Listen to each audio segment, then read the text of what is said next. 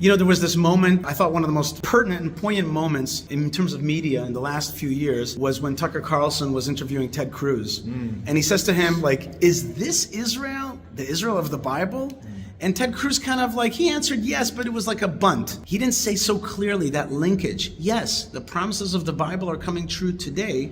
He wasn't able to be like, isn't that the most amazing thing that this Israel that you guys all heard about in the Bible, that's the Israel of today. How do you make that linkage? Or how do you not make that linkage? Very simple. I'll tell you what, I was in Tekoa this morning, overlooking the Judean mountains, all the way down to the Dead Sea, and I was thinking about the prophet Amos. At the very back end of Amos, Hashem makes a very, very clear declaration and promise that once he returns his people to the land, and once he rebuilds David's sukkah, never again is he going to uproot his people.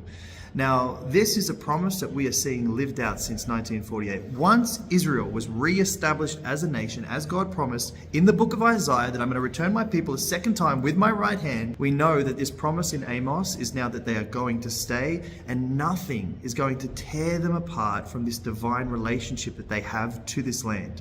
Which is why the Palestinian narrative, which is why the false creation of this Palestinian identity has one major message that they like to present to the world: from the river to the sea, Palestine will be free. Which is ultimately what they're saying is, we want to uproot the very promise of what God made to this people.